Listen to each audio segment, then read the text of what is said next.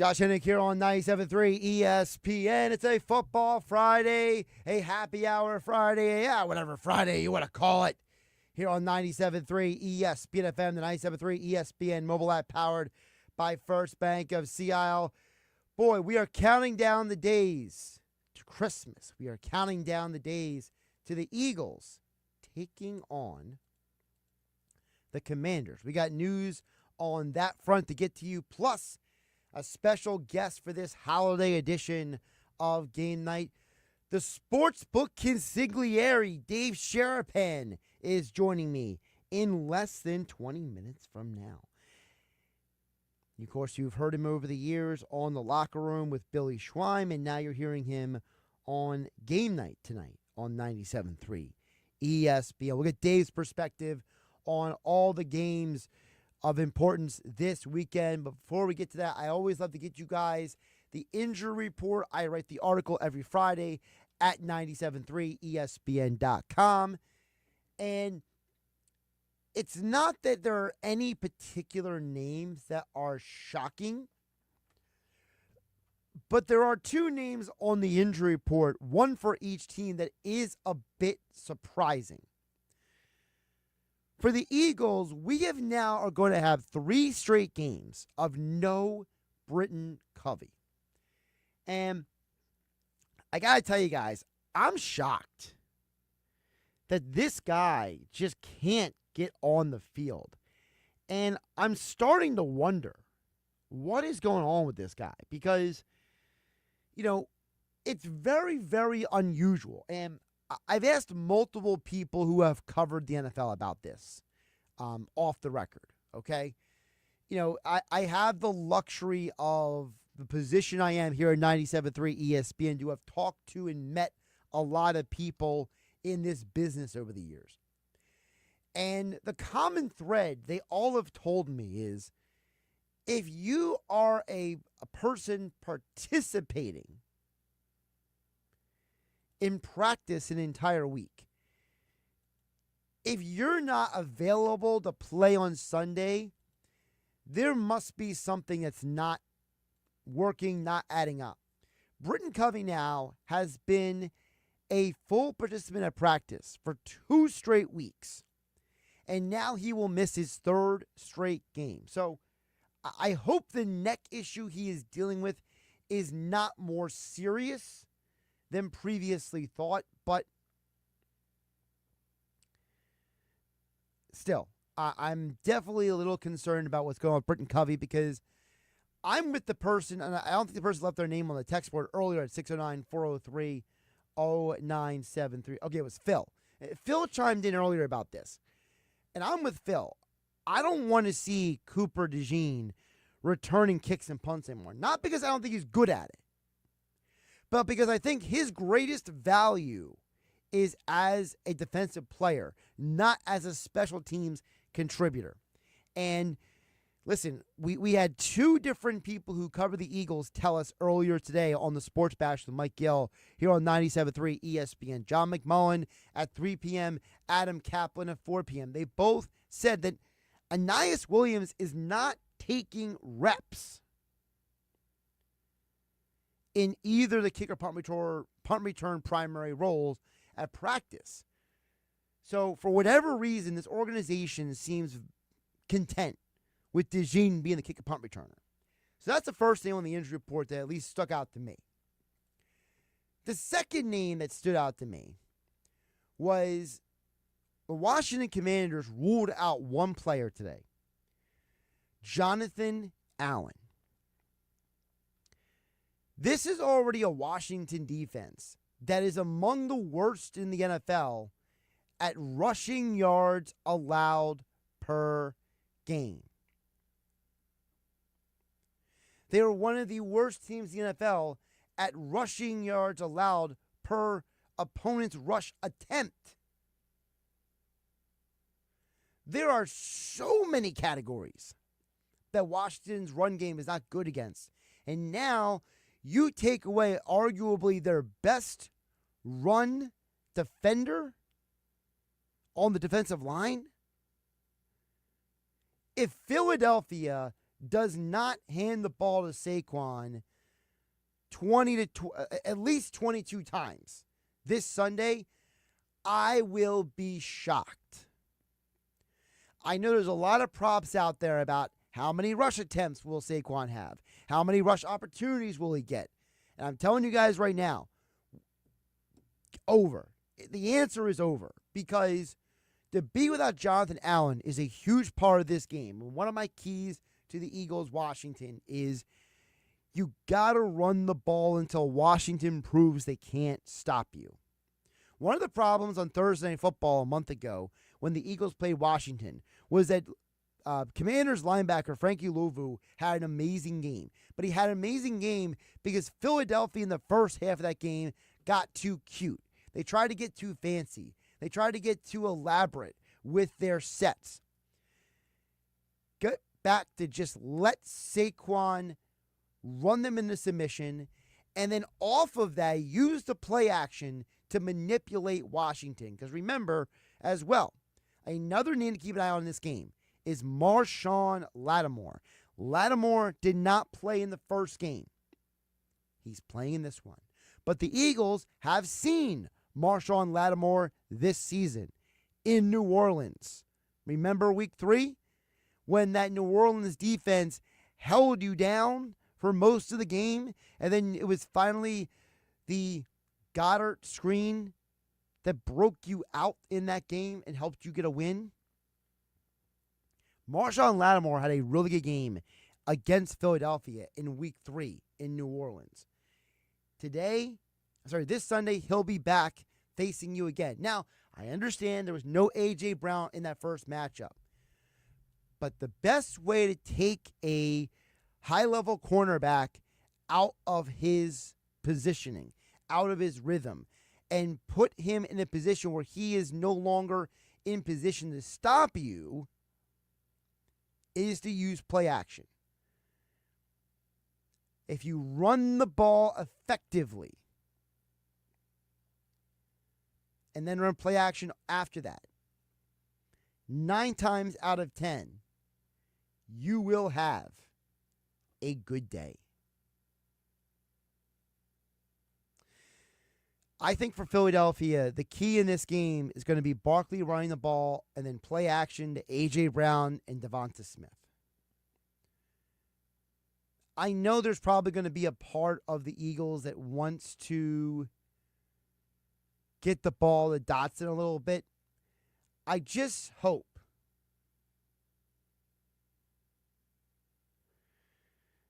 they don't force the ball to him and it hurts the offensive flow of the game. That's all. That's at least my only moderate concern in that category. Because at the end of the day for Philadelphia, this is a winnable game. And it is a winnable game in which you know how to beat this team. As Mike Mayock said on the Believe in Eagles podcast, there really is only one major reason why Philadelphia needs to be concerned in this game. With no Jonathan Allen, even with Marshon Lattimore coming back, it's not Scary Terry. It wasn't so scary the last time they played him, thanks to Quintanamo Bay Mitchell. No, it's the quarterback. Jaden Daniels is finally healthy. He was not healthy. He had the banged up ribs a month ago, the first time you played him. Now the last 3 games, he has a 75% completion percentage, 7 passing touchdowns, 2 rushing, a quarterback rating of over 105. Mike Mayock on the Believe in Eagles podcast. The hard thing about playing the Commanders is their rookie quarterback. This kid is so different and special. If he gets hot, it's almost hard to tell what he can do. I mean, and he hurt the ribs. He struggled for several weeks. I think he's coming out of that now. Obviously, the Eagles should win this game, but they can't let Jaden Daniels get rolling. You can't let Jaden Daniels get rolling. That is the second key of my 3 keys to this game. You got to get pressure on him. You have done a good job the last few weeks during this 10-game winning streak especially, but particularly I would say the last 4 to 5 weeks. The pass rush has really come along. Nolan Smith, Josh Sweat, Jalen Carter, Milton Williams. Philadelphia needs all of those guys to continue to get the pressure on Jaden Daniels, contain him, keep him in the situation where he feels like he has to make a play that maybe he doesn't want to. But don't let him take over the game. You can't. You can't let a young quarterback like that take over the game. Chiming in on the DMs, Griffiths says, he says, I'm a big fan of the Eagles. 24 of our season, better Eagles beat the Commanders. He got Eagles 27, Commanders 14. It's an interesting score. I'm still conflicted on my score. I haven't officially made a score yet for what you just said. I know the Eagles are going to beat the Commanders. I have that in confidence. The problem with this game isn't the Eagles beating the Commanders. It's how it goes down. I think it's a big reason why the odds makers have turned this into such a small number. I think ultimately the biggest reason why this spread is not bigger is because it's in Washington. I think if this game was anywhere else but Washington, which is actually Landover, Maryland, it would be different. I don't think it's a coincidence that whether you check the Virginia Sportsbook, the Maryland Sportsbook, the New Jersey Sportsbook, or the PA Sportsbook, there is a consensus number. That is 3.5. I'm not overly confident in Philadelphia winning by double digits. Can I see Philadelphia covering the 3.5? Absolutely. I can see Philadelphia winning this game 27-20, 24-17. I just don't see a scenario where Philadelphia completely blows them out. Because if you're going to run the ball out with Saquon, that eats up the clock, which means you have less opportunities to score. It's mathematics, folks. Now, if you're throwing the ball like you did versus Pittsburgh, then sure, I can see a 30-14 kind of game, a 27-10.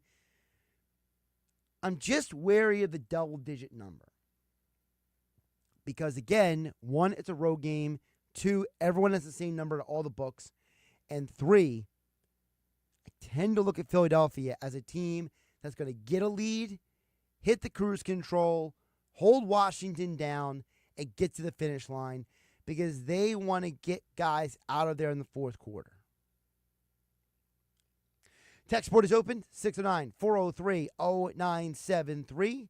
Jeff from Ocean City, your text and more still to come. But on the other side, as promised, the Sportsbook Consigliere, Dave Sharapan. He is joining me next on 97.3 ESPN FM, live in the Ocean Casino Resort Studios. Josh Hennig hanging out with you on a football Friday night. This is the radio home for Philadelphia Eagles football. The Eagles continue the 2024 season this Sunday in Washington against the Commanders. Daniels is back. Daniels steps up. Daniels is sacked!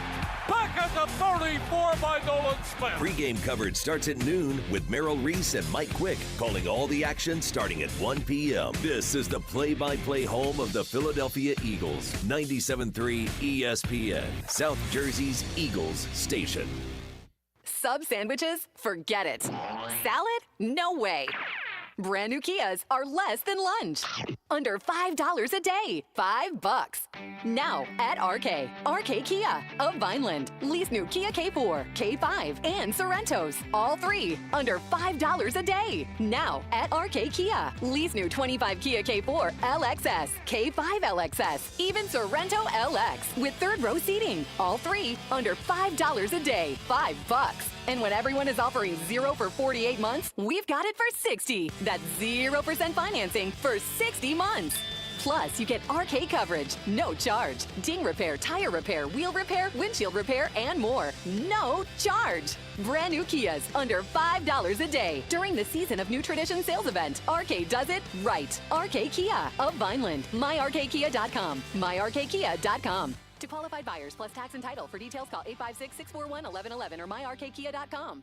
Believe it or not, this is the last weekend to get your shopping done before the holidays. And if you still have gifts to buy, it's actually going to be all right. Macy's is having one last one-day sale right now. There's still time to find great deals on gifts for everyone on your list, like 40 to 50% off designer handbags, watches, and box jewelry sets. No wrapping required. But after this weekend, it's just Monday, Tuesday, and you racing against the clock and Santa's reindeer. Macy's one-day sale ends Sunday. Savings off already reduced prices. Exclusions apply.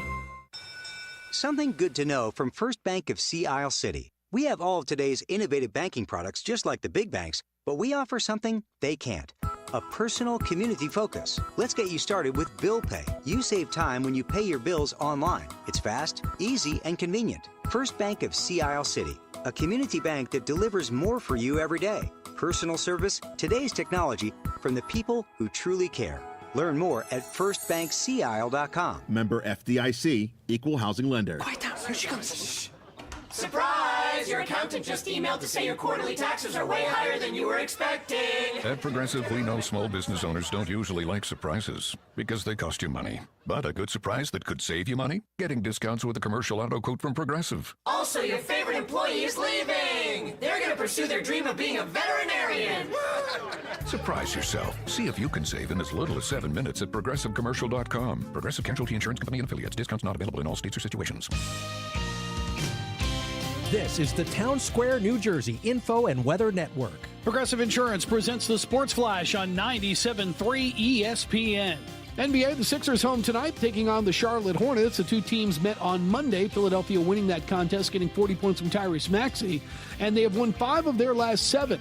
Joel Embiid and Jared McCain did not play in Monday's game and will not play tonight, both missing out due to injuries. The Flyers lose to the LA Kings on Thursday night, 7-3. Philadelphia shut out in the third period while the Kings put up 4 goals to pull away. Tyson Forster scored twice for Philadelphia, now has 8 goals on the season. Flyers have now won 3 straight. Saturday, they'll take on the Columbus Blue Jackets. The Eagles are in Washington on Sunday to take on the Commanders. Philadelphia riding a 10-game win streak at 12-2, tied for the best record in the NFC with Detroit and Minnesota, while Washington enters Sunday's game at 9-5. Progressive Insurance, bundle auto and home, renters or condo, and save with Progressive. I'm Tony Desiri, and that's your Sports Flash on 97.3 ESPN.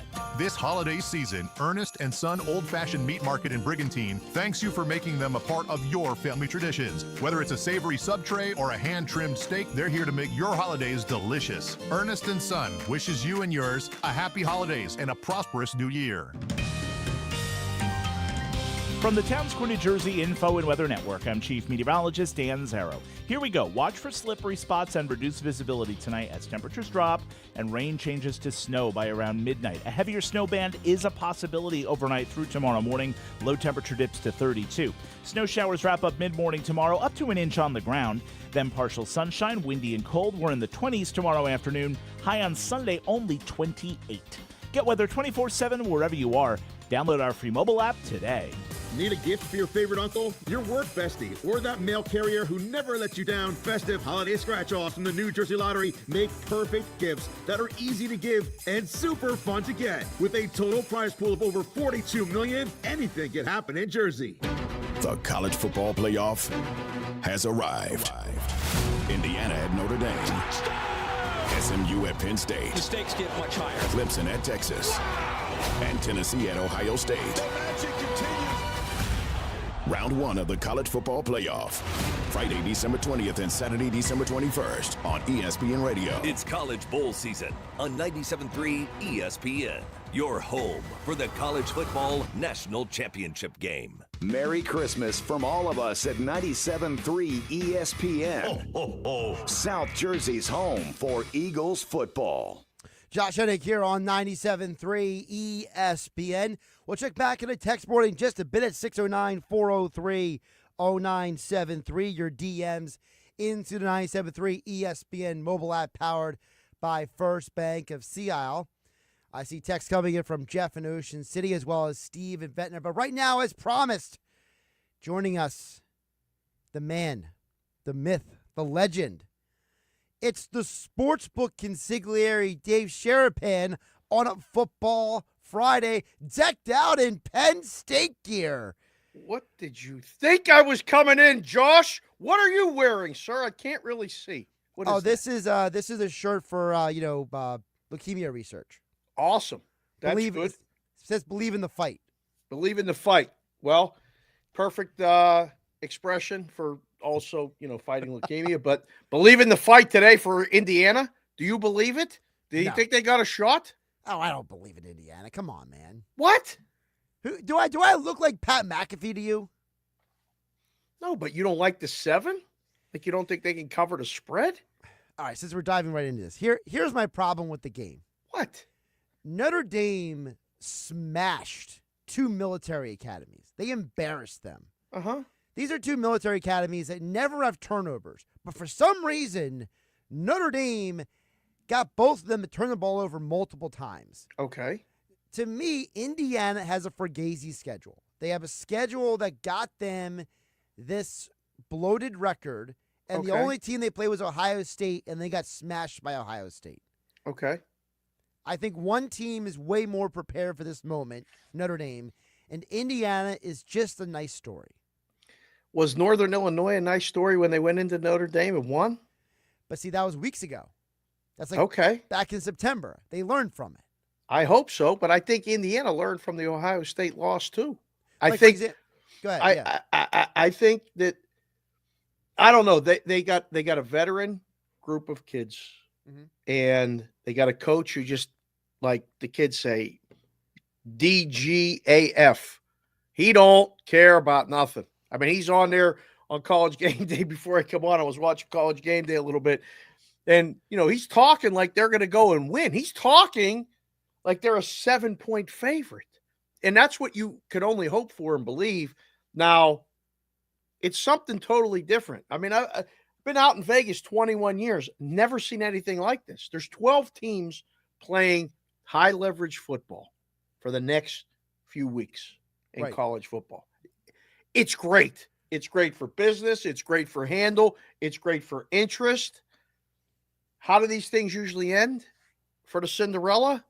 Usually the slipper gets broken, smashed, and we end up with chalk by the time it gets to the end. It's not March Madness, despite the fact that it looks like it with a bracket and, neutral sites, not the first round, but, I don't know. I want to believe that the Big Ten has something, because obviously I'm wearing the Penn State stuff, and we'll get to that game. I mean, they're going to win tomorrow, right, Josh? Like, come on. Yeah. They better. Well, listen, I heard this stat earlier today. So the average temperature of games that SMU has played in this year has been 70 degrees. Ooh!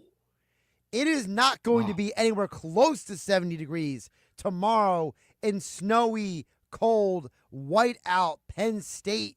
Nittany Lions run on that field. You know it's going to be cold. You know it's going to be bitter. And on top of all that, Dave, look, we all know James Franklin can beat the SMUs of the world.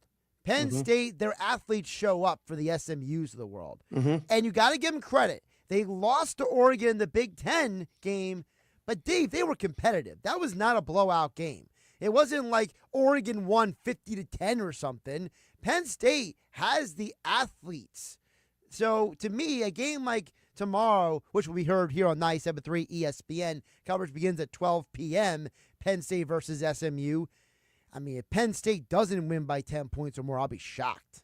Yeah, well, the line's up to 9. There's not many people that are giving SMU much of a chance. Today, the line moved in Indiana's favor, and there's a lot of 6.5s out here in the desert and in different parts of the country, wherever there's legal wagering. It's going the other way. Like the Penn State, everybody's putting it out on the Twitter and on the social medias, different platforms. There's a lot of snow up there. It's going to be cold and, average 74. That's really, I mean, I can't wait for it to be 74 here in Vegas, hopefully, like in a couple months. Like, it's not that now, but I mean, the high here today was 65. I know from 65 to 35, which is what the high low is here, today. Like, it'll be 35 to 38 degrees here tonight. When you wake up in the morning, it wakes you up. It's cold. If I had to stand in it, 10 degrees less, and play football in it all day after being in 65 to 70 degrees, I'm going to be cold. You're right. What we saw in the Big Ten championship game was Penn State able to run the ball. They cut up Oregon. They got chunk yardage, between Allen and Singleton. There was a lot of good runs. If they run the ball tomorrow, Josh, it's a wrap. They're going to control the pace of the game. They're going to control the ball. Time of possession will be theirs. And SMU will have to play. If SMU gets down like they did against Clemson in the ACC championship game, they ain't coming back. Not tomorrow. Not at Happy Valley. Talking with Dave Sharapan, the Sportsbook Consigliere at SportsBK Consig on the TourX platform. Of course, he is also the co-host of Bostonian versus the Book, which you can find on YouTube as well as Sports Grid as well. So let's get back to the Indiana Notre Dame really quick. Yep. Because there's something I learned from you. I think it was about maybe 4 or 5 years ago when I first heard you say this, okay? And as you know, my memory is better than anybody else who works. Boy, is it good. Your memory is like better than an elephant. Really? Well, good. I wouldn't go that far. I can't remember certain things, but I can remember other things. But I couldn't remember Ricky Sanders' name earlier today, so I felt as you get older, there's little things and short-term things, but you can remember what you were doing like 20 years ago, what this line was, or what is it? Like you keep remembering a lot of things. What is this thing you remember now? So you told us here on 97.3 ESPN, I was sitting in with Billy Schwein in the locker room, and you talked about math problems. About whenever there's a math problem, you got to give it the side eye. Yep. And the math problem I see with the Indiana Notre Dame game is the total is 50.5, Dave. Mm-hmm. But the team totals don't add up to 50.5. No. So I'm thinking this is an under game here because you always said when there's a math problem, it makes you pay attention. Yep. You need to pay attention. I think, so I'll throw it back to you with a question first, and then we'll talk about the math problem a little bit more. Is Indiana's path to victory an over game or an under game? Can I say neither? I don't. Well, I mean, if you think you got Indiana has a shot, I'll say it first. I'll say I think Indiana has to put up a big number. I think they got to score 28. I think the game has to be them getting results on offense, not kicking field goals and scoring on a big play here or there quick. Sure. They need to play to 31, I would even say. They ain't winning this game 17-14. The defense isn't going to stop unless the Irish stop themselves, they're going to score. I think their team total over is good. So if you like Notre Dame, the Indiana team total under is probably not a bad move. The game under, I think, usually it's favorite and over, dog and under. That's usually the correlation in football. This is different. This makes you think. I think Indiana scores and they stay in the game. They trade scores. They have a shot to win. If they get down, this one could get ugly, Josh, and it might end up 31-10, which would still get you under, but Indiana's not in the game. So that's the way I look at it. Now, rephrasing that, you like Notre Dame. What's Notre Dame? What is more likely to happen, the game to go over or under if Notre Dame wins and covers? Under, because they're going to control the game. I said it earlier today on 97.3 ESPN, Dave. Love is the key. Not love as in love. I mean, the running back love. Love is the key to life, but not in this football game. Right. Today. Love, the running back for Love. Notre Dame is the key. Mm-hmm. Because if you're feeding him, you're playing keep away from Indiana. You're diminishing their opportunities to score. Mm-hmm. So if he, like, for example, I got to double check, but I believe he's He's an overwhelming favorite. Yeah, he's minus 250 to score a touchdown. Is Love. I mean, the dude it's just like, it's a ridiculous number. Like, that should tell you right there that the guy's going to have the ball in this game. Yeah. The only way for me to Indiana is to win is to slow Love down and get to Riley Leonard, because he is an erratic quarterback. Correct. And I think, so you just said it. I mean, that's the path. I don't know. The fun part about all this, Josh, is that we really don't know. And I mean, I say nobody knows Squidouche all the time, from, seeing people bet and taking bets and all this other stuff.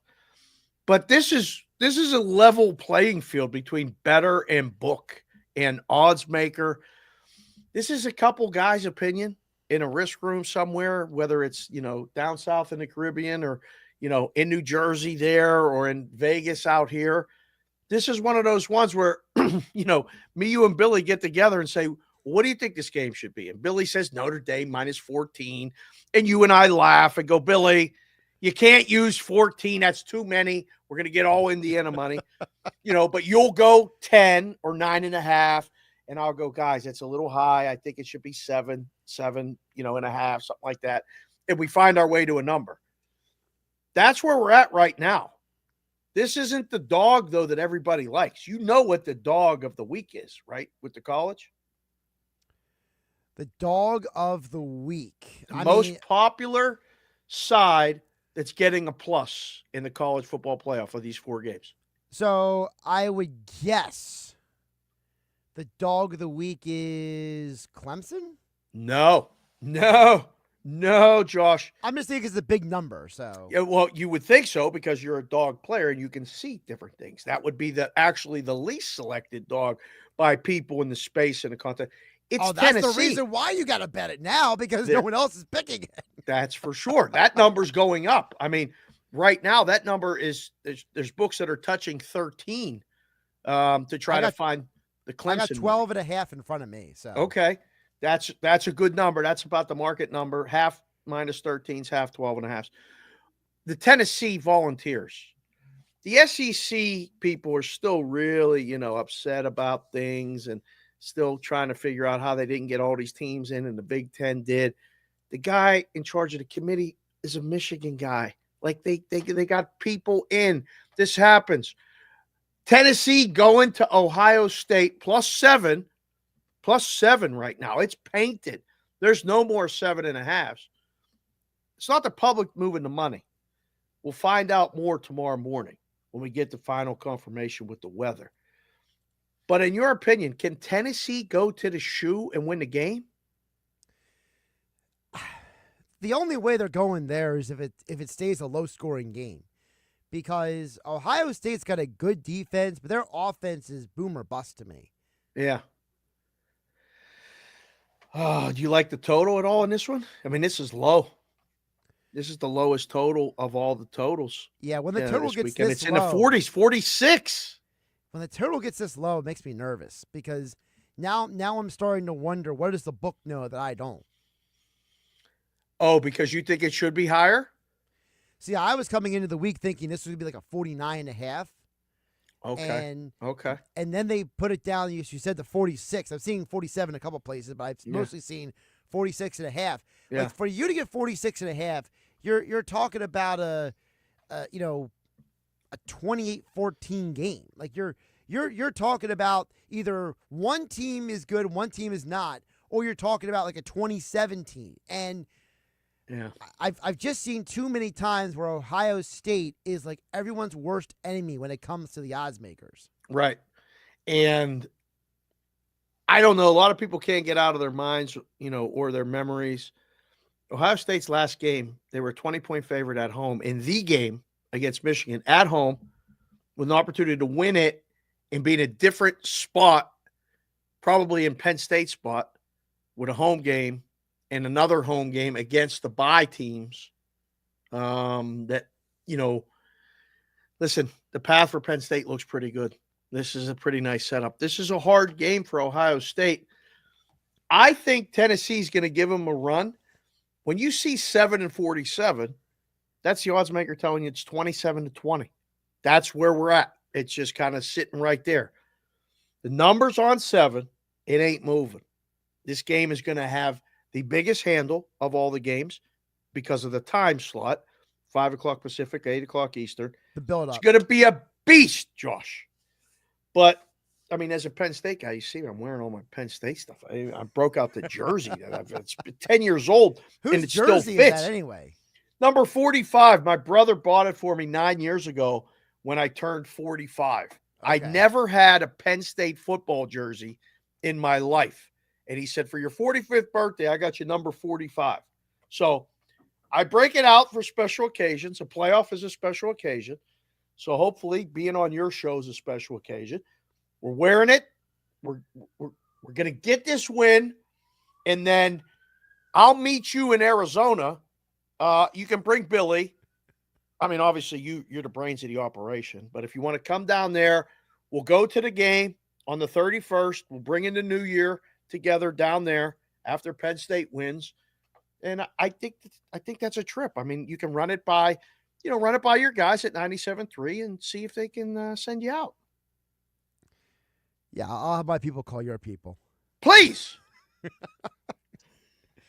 Couple more with the Sportsbook Consigliere. Dave Sharapan joining us here on 97.3 ESPN. So, by the way, for those who are listening, we will have Notre Dame, Indiana tonight on 97.3. We'll have SMU, Penn State tomorrow, and we'll have Tennessee, Ohio State at night. But in the middle there, Dave. Yeah, what do you got? We're breaking away from the college football in the middle of Saturday. Unbelievable. NFL? For Pittsburgh, Baltimore. Unbelievable. There's also a big heavyweight fight tomorrow. There's a full slate of college basketball. There's NBA. There's hockey. Tomorrow is going to be one of those days in the book that, like, I'm kind of glad. I mean, there's things about the business that I miss, but, like, this isn't one of them. One of those days where I want to enjoy it as a sports fan and not worry about some, razor blade, sharp guy just coming in and slicing some, UAB first half in college basketball. Drive me crazy. Something like that. I can't wait. I wish so much. The Steelers season has been so much fun. I get the nighttime in Pittsburgh behind me in every show that I do. Born and raised, love the Steelers. Grew up at late 70s, was the greatest time ever to be a Steeler fan there. So I saw it all, lived it all. Lived next door to Jack Ham. Actually lived next door to Jack Ham in the late 70s. So got to be a part of a lot of those Steelers victories and stuff. I love the fact that they're having a good season. But, Josh, I'm not going to come on here and be a homer. Like, they ain't got Pickens. They ain't got no chance. They can't. Russ has been awesome for what Russ has been awesome for. He stabilized the position after Fields got him through the beginning. Without Pickens, he can't throw that moon ball. Right. How are they going to score? They're not going to score enough points. You saw it. You guys saw it in Philadelphia. I mean, I thought you were going to bring me on to the Eagles Fly song. Like, nah. Okay, thank you. Good. No, I'm not that merciless, okay? Okay. I'm a different kind of monster. I'm not that kind of monster.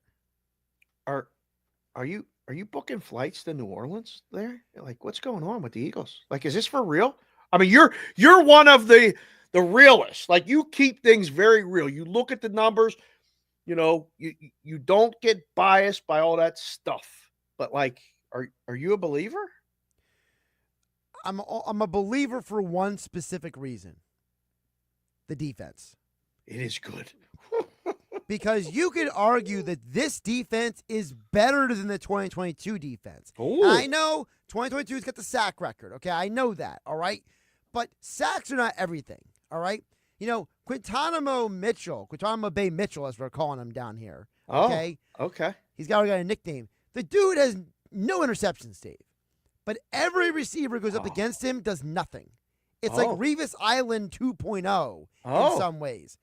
And I'm starting to look at him and I'm like, man, when the Eagles went to the Super Bowl in 2022 and 2017, they could have used a guy like this. Mm-hmm. And imagine those defenses didn't have that type of lockdown corner. I mean, for goodness sake, the Eagles won a Super Bowl with Jalen Mills and Ronald Darby as their corners, for goodness sake. So they got a lot of pressure when they did that, though. They did. They had a great defensive line, but they did. That Jalen Carter is a problem. And every former player that I listen to on their different podcasts and their breakdown shows, Jalen Carter is literally destroying offensive lines so everyone else can get pressure on the quarterback. And it's to the point where the team has to calm him down sometimes. You saw in the Pittsburgh game, he's ready to fight people left and right. By the way, your guys did throw punches in that little skirmish, but the refs said they didn't see the Eagles throwing no punches. Well, maybe a 6'8" guy shouldn't be picking on a 5'10" guy. Finish your block. All he was doing was finishing his block, and he drove him into the wall, and then they started swinging. And Steelers got all the penalties. That was ridiculous. But you're right about the defense. Like, that's all I can see when I'm watching this team. I ain't ashamed to say it, Josh. I was out during the week scouting out different places to try to get those exactas on the Super Bowl, and the Eagles were my NFC side. I'm trying to figure out who's going to be there. And the options, believe it or not, I think in the AFC, they're pretty clear to me. There's 3 teams that I think are going to be in New Orleans for the AFC. Okay, interesting. Go right now. Kansas City, obviously, until they beat Mahomes, you got to involve them. I think the Buffalo Bills are they're the odds-on favorite at mostly every book you look at. I think they've earned that. I think they got a real shot of, if they have to go to Kansas City and win a game, if it shakes out that they're the 2, okay. The other team is this team I can't get rid of, like the Ravens. Right now, I would love to say the Steelers are part of all of this thought process and all this other stuff. They're not. I just don't think they can go and win the back-to-back games that they're going to need. They're going to need to go to Buffalo and win, and then they need to go to Kansas City and win. They're going to win on Christmas Day. You can put that one on the board. They're beating Kansas City on Christmas in Pittsburgh on Wednesday. Tell Billy that. Tell everybody that's listening. They're going to win. But I don't think so. But in the NFC, like, the NFC North is serious. Like, this is no joke. The Bengals might still make it. Well, that's a team I think that's very interesting that nobody wants to play. If you're the 2 seed and you're Buffalo, and Cincy sneaks in, you got to be like, oh, here comes Burrow. What's that number get set at? 65.5? Well, yeah, 70? It'll depend on the weather in Buffalo. I don't even care about the weather. Like, I know. I mean, Josh Allen, Joe Burrow, I can just see that being like 45-45, 2 minutes left in the fourth quarter. Literally a video game, right? You just bet all the props over, bet all the Allen props over, bet all the Burrow props over. Make sure you got Chase in there and T. Higgins, and, find both running backs for Buffalo. Who knows? That would be crazy if that happens. Khalil, throw him in the wide receiver for the Bills. Yeah. In the NFC, though, I think it's Philly. I want to say it's Detroit, but I'm really not sure. We're going to find out a lot about Detroit. I think they killed the Bears. 15 guys on injured reserve. It's insane what's happened to them.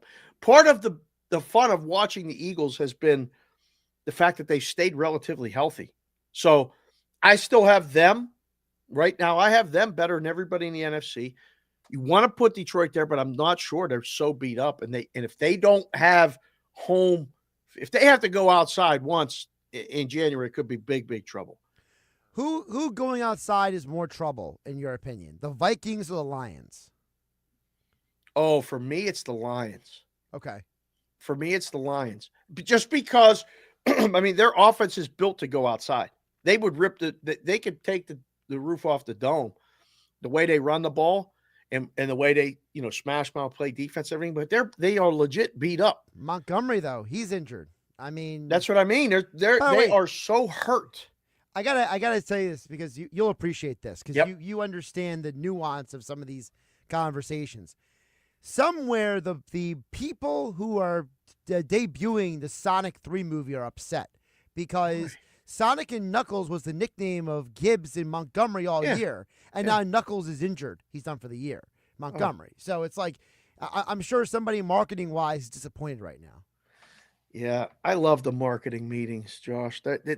Those sometimes drive me crazy. Like I've heard so many ridiculous ideas in the book, and now with the legalization of this stuff all over the place, and the ads in your face and the different things.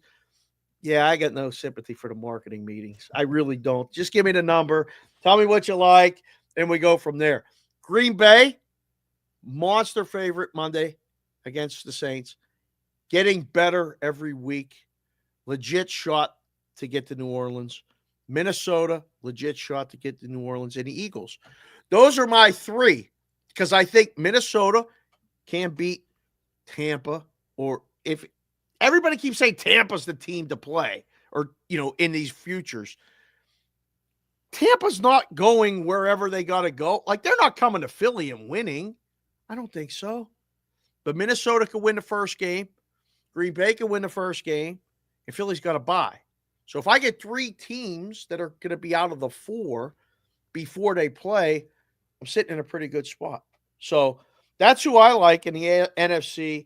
I'm thinking in the AFC, it's those other three teams. Listen, that was a fun game last night.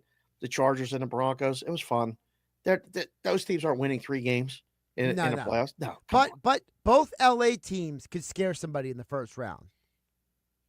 Depending on the matchup. Yes, depending on the matchup.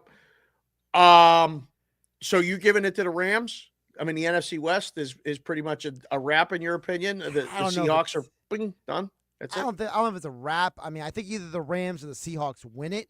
I just look at the Rams as a team that, do you want to get into a shootout with Matthew Stafford? No. If you're, you know what I mean? Like, I mean, we've seen that guy pull out weird stuff out of a hat before. So yeah. That's going to be the interesting one. Whoever the 6th seed is has to play. If they end up as the 3 seed in the NFC, you could have a great season like Green Bay has and get the Rams at home, in LA in the first round and go, oh my gosh, like really, we drew the short straw here. This is not good. The Rams can win. Yes. I don't know. I mean, I guess at this point, anything's possible. And then, by the way, if the Chiefs don't get the 1 seed, they have the 2 seed, let's say. Do you think Andy Reid really wants to see Jim Harbaugh come into Kansas City? No, absolutely not. No. Well, that's why the debate in this week's game with the Chiefs, the opening number had Houston on top favored, -2. Right. And the initial money, they laid it. They were like, oh, we saw the ankle. It looked bad. He ain't going to play. If he don't play, you're sitting with a really good number, Houston -2, because it's probably going to go up. Because you've seen Carson Wentz. All respect. You probably are happy that you saw his best year. And he's not on on the squad anymore. Eagles fans all over love this guy because he got him to the Super Bowl. But okay. Although I will say, Andy Reid is a magician with quarterbacks. What? I mean, he got a 3rd-round pick for A.J. Philly. He got a 2nd-round pick for Kevin Cobb in Philadelphia. Look at the draft capital he got for Alex Smith years ago. I mean, the dude takes guys who are like in this range, and he makes them look way prettier. Like he's the greatest makeup artist in world history. That is a good talent. I mean, that's true, and that's a really good argument.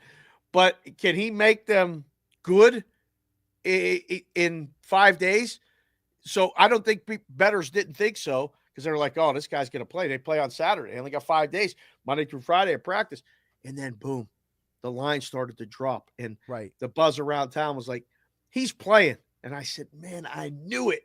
So I got a ticket in hand, KC -2. The line's 3.5, 4 now. Smart. So I feel like, I beat the CLV. I got the good number, and I got less than a field goal, which I really hope that that's right. We'll watch see them win by a field goal now. Right? Watch the game come down to Butker's leg. Well, we talked to a guy on Bostonian versus the book today. He's in Prime Sports, which is in New Jersey. If anybody's listening, it's a little plug, but go sign up for an account with Prime Sports. They do an unbelievable job. Great prices on stuff. Them and Sport Trade both partners with us with BVB. He came on and said, we had guys taking the 2 with Kansas City when we had Houston favored, and then they took the 3.5 with Houston. So now the book opened themselves up to a big middle. if Kansas City wins by 1, 2, or 3, they lose everything. They're not going to close the doors, and there's no sympathy for the bookmaker. But they got caught, watching a paint dry, so to say, And, boy, they're rooting for that not to happen, Josh. They're rooting for either Kansas City to win by ideally more than the teaser number, so they need a 10-point win, or Houston win outright. He's Dave Sharapan, the Sportsbook Consigliere at SportsBK on the Twitter X platform, Bostonian versus the book on YouTube and Sports Grid. And he's a Penn State fan. And he joined me here on 97.3 ESPN. Dave, it's good to see you, man. Josh, it's great to see you. I miss you, brother. You put together that in-person visit. You might have to do it again. Stay ready. I might just pop in and show up. I'll let you know. Are you producing tomorrow, the locker room? I am not tomorrow, no. Okay. I'm on Sunday. Oh, you are? Yes. All right. Well, we'll see how it goes. Maybe I'll reach out Sunday. I'm with Billy and Clemic at La Scala's and Brigantine for the Eagles pregame show. Oh, okay. All right. I'll let you know. We'll be in touch. Thanks for having me on. I appreciate you, brother. Always appreciate you, Dave. Take care of yourself, all right? You do the same. Josh Hennig here in the Ocean Casino Resort Studios here on 97.3 ESPN. On the other side, text board, Steven Ventnor, Jeff in Ocean City, and more. 609-403-0973. And your DMs into the 97.3 ESPN mobile app powered by First Bank of Sea Isle City. The college football playoff has arrived. Indiana at Notre Dame. SMU at Penn State. The stakes get much higher. Clemson at Texas. And Tennessee at Ohio State. The magic continues. Round 1 of the college football playoff.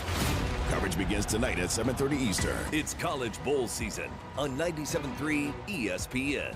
Your home for the college football national championship game. Oh no, stomach issues again? Stomach issues? Who are you? Your pancreas. I could be the real reason for your diarrhea, gas, bloating, stomach pain, or loose oily stools. I thought it was my stomach. People often do, but any of these symptoms could mean having a condition called exocrine pancreatic insufficiency, or EPI. With EPI, the pancreas doesn't release enough enzymes to break down food, but EPI is manageable. Use the symptom checker on identifyepi.com and speak with your doctor. That's identifyepi.com. Sponsored by AbbVie. Sub sandwiches? Forget it. Salad? No way. Brand new Kias are less than lunch. Under $5 a day. $5.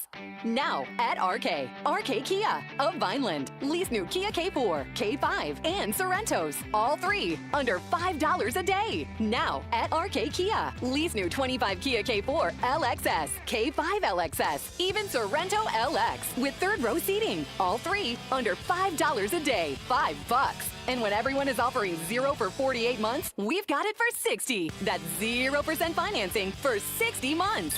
Plus, you get RK coverage, no charge. Ding repair, tire repair, wheel repair, windshield repair, and more. No charge. Brand new Kias under $5 a day during the Season of New Tradition sales event. RK does it right. RK Kia of Vineland. MyRKKia.com. MyRKKia.com. To qualified buyers plus tax and title. For details, call 856-641-1111 or myrkkia.com. I don't feel so good. You do feel hot.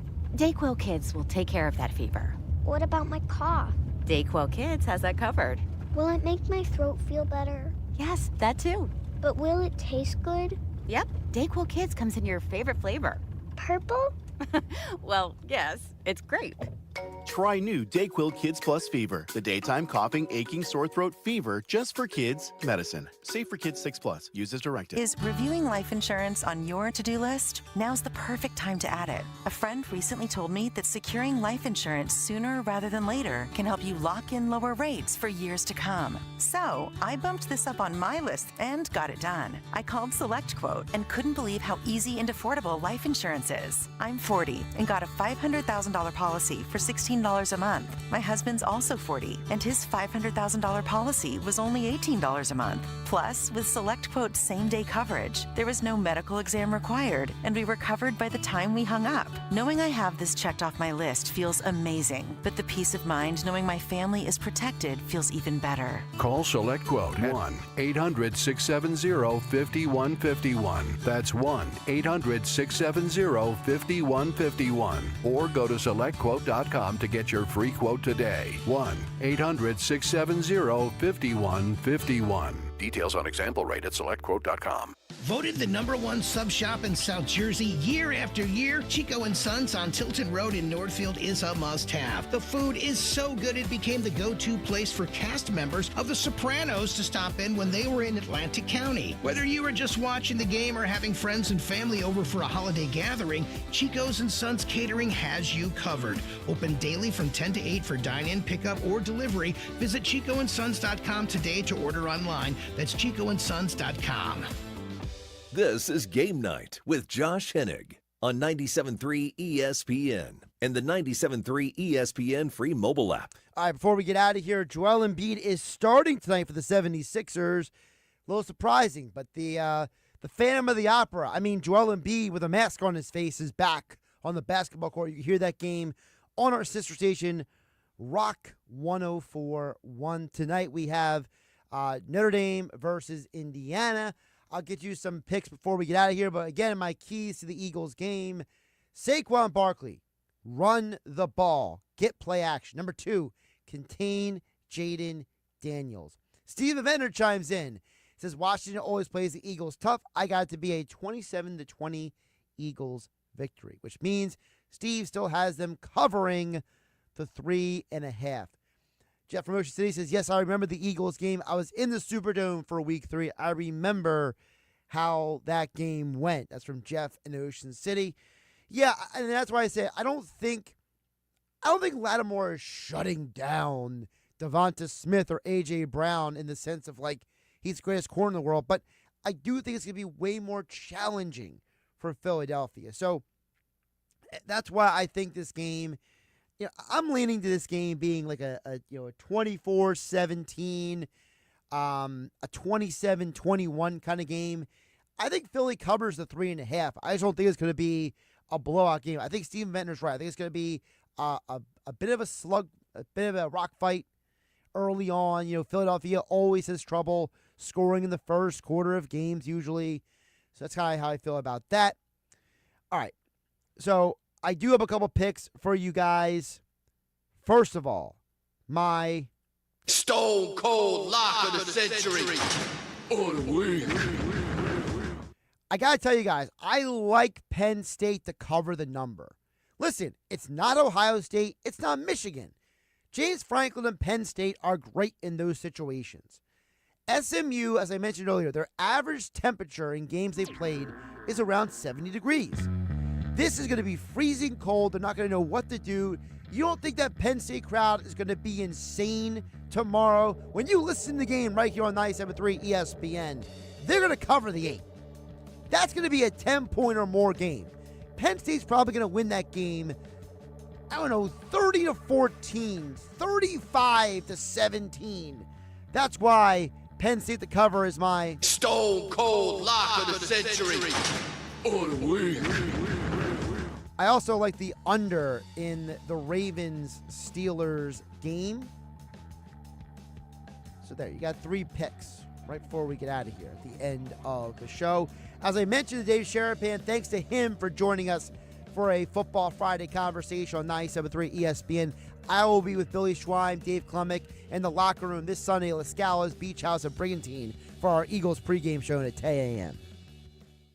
Saturday morning in the locker room with Billy Schwein, producer Nick Earnshaw joins me in the studio. We'll get you ready for the Eagles-Commanders game. Hour 1, we'll talk with legendary Eagles running back Wilbert Montgomery about his time with the Birds, Super Bowl 15, and Saquon Barkley. Then Mr. Negadelphia PJ Korda checks in, brought to you by the Galloway Pool Service. Then it's time for our high school athletes in the spotlight with Graham McLaughlin, brought to you by the Philly Pretzel Factory of Egg Harbor Township. It's the locker room with Billy Schwein, Saturday morning from 10 a.m. to noon on 97.3 ESPN. So we usually have like a full array of games and everything prepared, but to be completely honest with you guys, the last couple of days have been absolutely insane for me behind the scenes. So this is going to be a condensed version of a Football Friday, but extended for YouTube only. So thank you for watching. Like, subscribe, share with your friends. So here's the full rundown of the picks.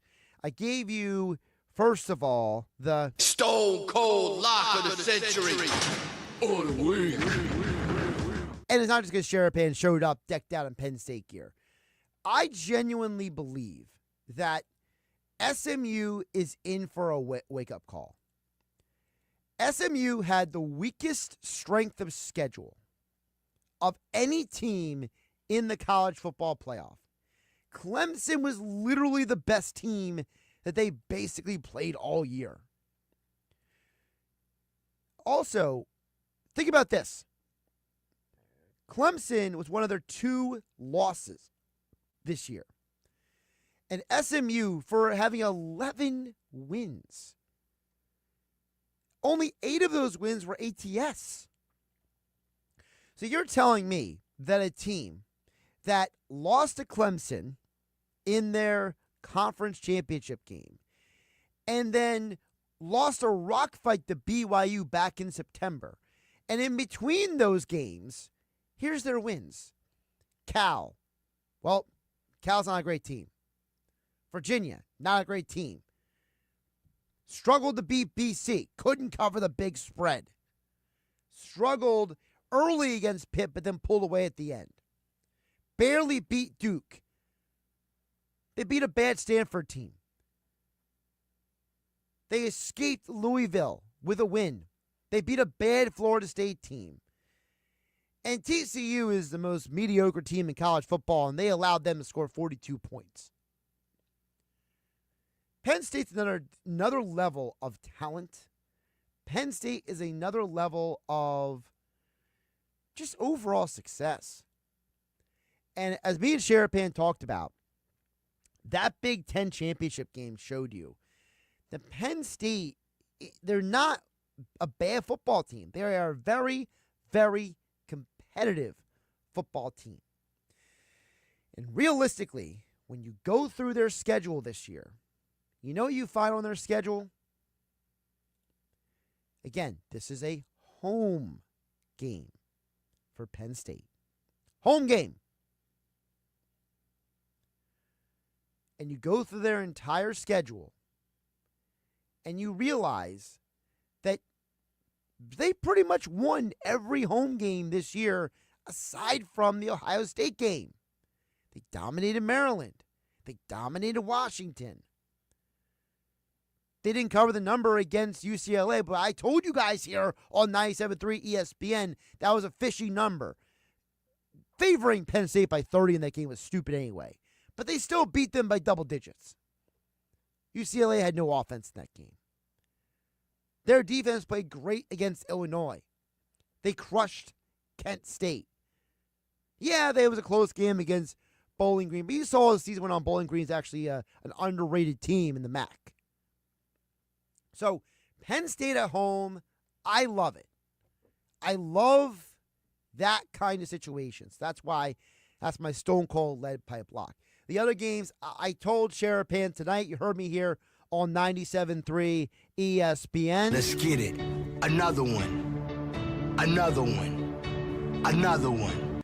I like the under in the Indiana-Notre Dame game tonight. I don't think this is going to be a high-scoring game. I think these are two coaches who are going to embrace the ugly. They're going to embrace a low-scoring game when it's freezing cold outside. It's going to be below freezing over there in South Bend, Indiana. And I think it's going to be a rock fight. I like the under 50.5 in that matchup between Notre Dame and Indiana. Finally, you also heard me telling Sharapan about 20 minutes ago. I kind of snuck it in there. Texas is going to win the game. Okay? I totally agree with that. And every expert is right. At least on that point. But there's a lot of money going to Texas. And I am not a fan when everyone is running one direction. I understand that, as Sharapan said, the heavy public money is on Tennessee to cover.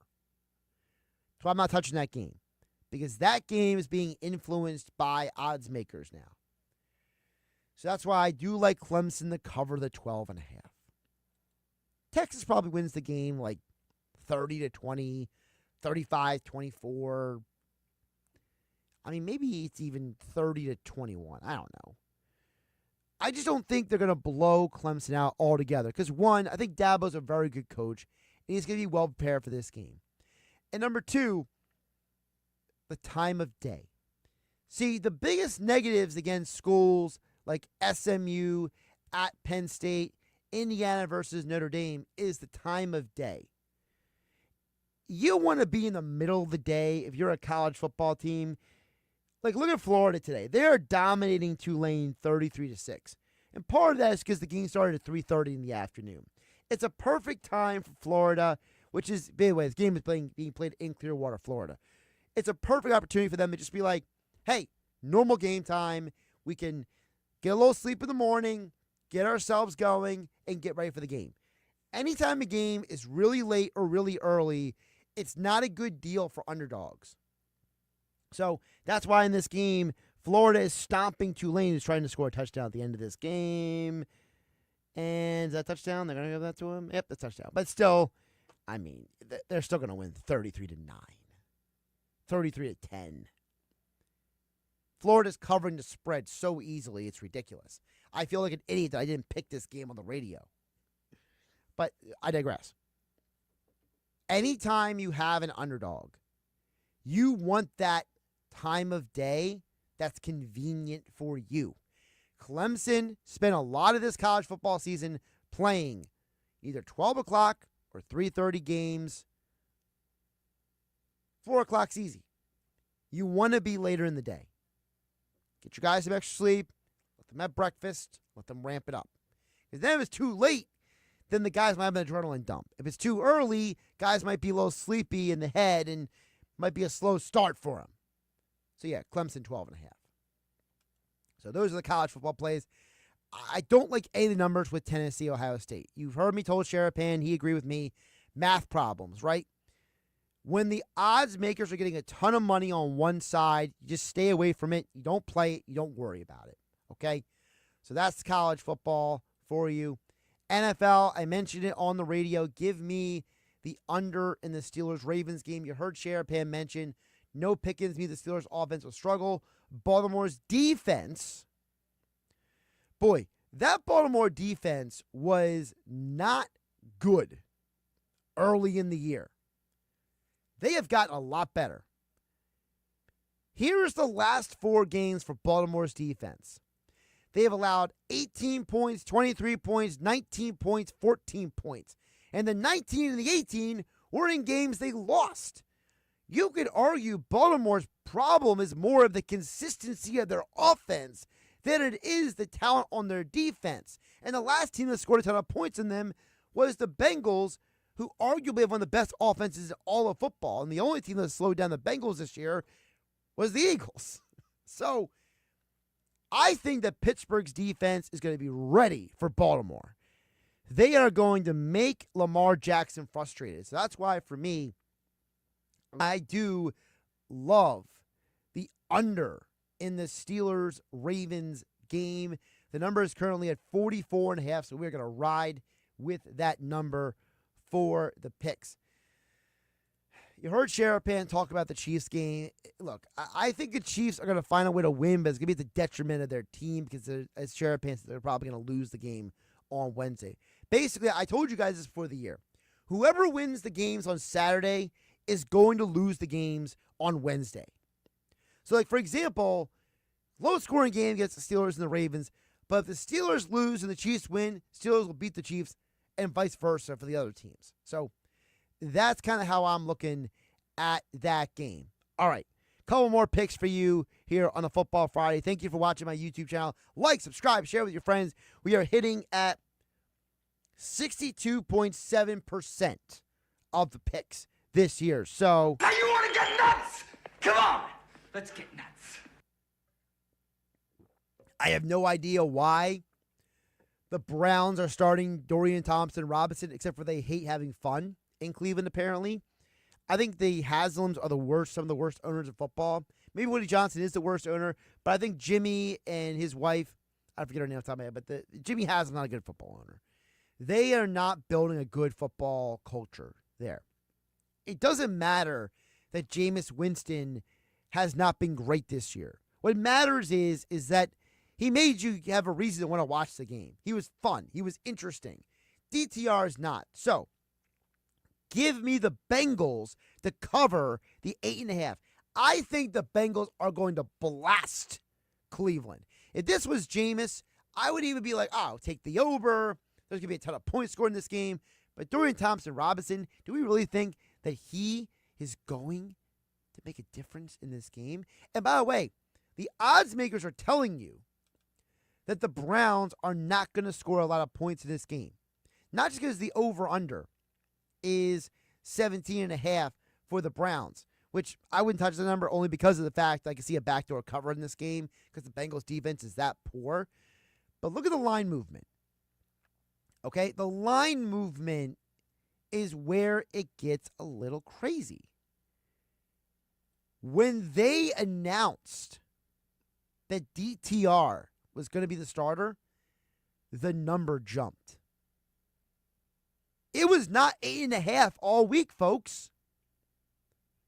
The moment they announced that DTR, Dorian Thompson-Robinson, that's why I just keep saying the acronym of his name. The moment they announced that he was the starter, the spread jumped 3 points alone. I mean, the line actually opened at 3.5 before the season. It was up to 5.5. Now it's at 8.5, all because of one guy? Yeah, give me the Bengals to cover that spread. That's just insane. You heard me say Eagles will cover the 3.5. We can move on from that. I gave you my reasons for that. I think Saquon has a big game.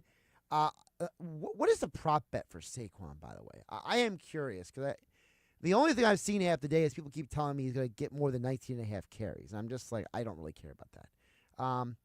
Philadelphia team total over 24.5. That's the number, baby. I mean, it seems averaging 28 points a game since their 10-game winning streak. Come on, man. 24.5's low. No Jonathan Allen? Come on, man. That's just wild. All right, where are the props here?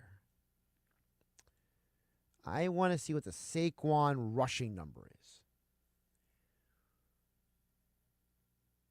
At Caesars Sportsbook is 96.5. Yeah, I'll take that number. I'll go the over on that. So, 2 prop bets for you. Eagle over the 24.5 on the team total. Saquon over the 96.5 on the rushing yards. All right. What else is on this schedule that's interesting? Let's see here. Again, I don't have my regular notes, folks, because I've just been so crazy busy with everything else. It's the time of year when nobody wants to work, and Josh has to do extra work. It's that time of year. Someday I won't be the guy who has to do all the extra work. But, here's the thing. When I become the guy who doesn't have to do all the extra work, I'm also going to be the guy who doesn't dump my work on other people or just expect things to happen. Because I'm not an irresponsible person like that. I won't put the people who work with me or for me in a position where they have to do more work just because somebody else wants to take time off. Oh, my life is so hard. I need time off with my family. I know, I'm so mean. I'm trying to find the other game that I was looking at earlier that I was kind of like really, really like, biting my lip trying to look at. Where is it? There was another game that, here it is.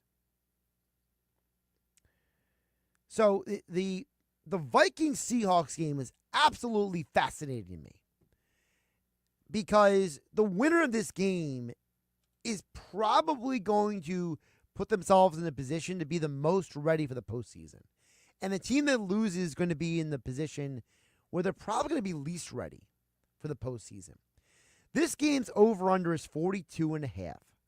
Well, let's do the math. The Vikings team total is 22.5. Seahawks team total is 19.5.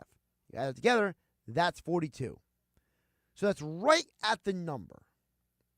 So what are the odds makers telling you? Well, you heard Sharapan talk about this, what is now 30 minutes ago. What do you do when you have a math problem? You let the book tell you. Okay? So look at the numbers here. The number is either 42 or 42.5, but the game is adding up to 42. So that's not a significant difference. So then, what do we got to pay attention to in this game? Well, what the book is telling you is you are not going to be able to get one over on them. They are going to find a way to pull one over on you. So what do? You go to the prop bets. All right? So, again, this is a game I don't think anybody should be betting. Okay? The number I like in this game, and I don't understand this, but Justin Jefferson is again a plus for touchdown anytime. Plus 115. This year, I am 3-1. So 3 out of the 4 times I've picked Justin Jefferson to score a touchdown. He has scored a touchdown. So give me plus 115.5 for the prop bet. And finally, one more crazy prop bet for you kids out there, or folks out there, whatever you're. You know what? I got to stop saying kids because I understand people are older than me. And that's not, I just feel older than I am. But one more prop bet for you guys. And I talked about this, if you don't remember, with Andy McNamara early in the week on 97.3 ESPN. Right here also on my YouTube channel. You can go back and watch the conversation. Mac Jones is starting to turn into one of those guys that you just look at him, you're like, I don't know why he's giving me any value, but he is. Here's the value. Over 214.5 passing yards. It's against the Raiders, first of all. And the Raiders are not a good football team. Second of all, Mac Jones is playing for his football future at this point. Okay? People forget that. Mac Jones is playing for his football future, folks. He's going to want to go out there and have the best games possible. So, Mac Jones' last 3 games, 2 of the 3, he had to start for the Jacksonville Jags. Third game, remember he had to come in because Trevor Lawrence got that illegal hit to the head. 235, 220, 294. Well, what do 235, 220, and 294 passing yards all have in common? They are all more than... What is that? 214.5. So let's get it. Another one. Another one. Another one. Listen, I'm going to trust the trends. I'm going to trust what my eyes see more than I'm going to trust some analytics person who's just crunching numbers, okay? Listen, you don't get to the point where I'm at by trusting other people to do the job for you. Got to do the job yourself sometimes. So, yeah, Mac Jones, over 214.5. All right. Thank you to all you watching on my YouTube channel, at Josh Hennig. Thanks to Dave Sharapan for joining me earlier when I was on 97.3 ESPN. Hope everyone has a great weekend. Be safe. Take care of yourself. I got a busy weekend.